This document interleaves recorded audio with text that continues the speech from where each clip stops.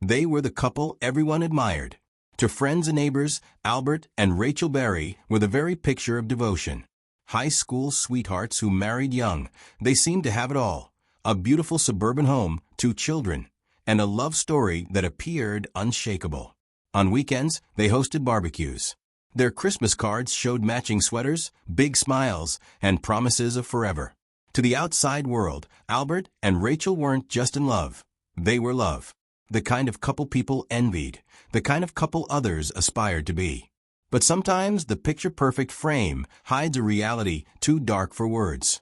Behind the smiles and the family portraits, cracks were forming. Albert worked long hours, trying to climb the corporate ladder. Rachel felt neglected, invisible, like her husband's ambition mattered more than their marriage. Loneliness turned into late-night conversations with a coworker, James.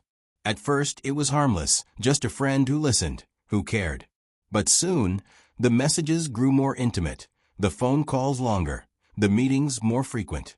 Rachel told herself it was innocent. Albert told himself his wife was faithful. But the truth? Both were lying. They swore their secrets would never come to light. They swore the cracks could stay hidden. But secrets in love have a way of spilling into the open. One evening, Albert came home early. Rachel wasn't there. Her phone buzzed on the counter, and a message flashed across the screen. It was from James. The words weren't just friendly. They weren't professional. They were unmistakably romantic. In that moment, Albert's world collapsed. The wife he thought was loyal had betrayed him. The life he built felt like a lie. When Rachel walked through the door, Albert confronted her. Voices rose, accusations flew, tears turned into shouting. Rachel admitted the truth, that she had fallen in love with someone else. For Albert, it wasn't just heartbreak. It was humiliation. Rage coursed through him like fire. What happened next, no one knows for sure. Neighbors later recalled hearing a loud crash, followed by silence. By the next morning, Rachel Berry was dead. Their 2 young children were asleep upstairs when tragedy struck. They woke to find their mother gone forever and their father in handcuffs.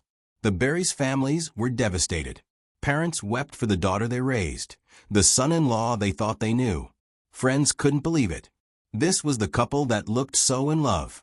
This was the marriage that seemed solid. The community was left in disbelief.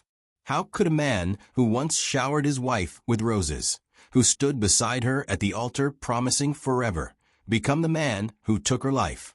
But the investigation revealed something even darker. This wasn't a sudden explosion of rage. Detectives uncovered journal entries, hidden computer searches, and weeks of quiet planning.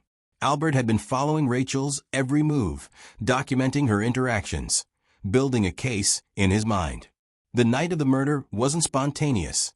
It was the night Albert had been waiting for. The truth bomb shattered what little hope remained. Albert Berry hadn't lost control in the heat of the moment. He had prepared for it. The betrayal was simply the match that lit the fire. This wasn't a crime of passion. It was premeditated. So, what turns a lover into a killer? Is it betrayal? Is it rage?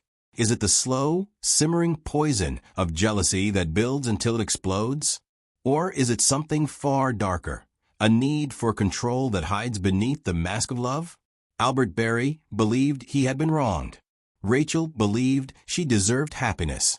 Now, both lives are gone, and 2 innocent children are left behind to carry the weight of a tragedy they never asked for. What do you think? Was this a crime of love or a crime of control? Let us know in the comments below. What turns a lover into a killer?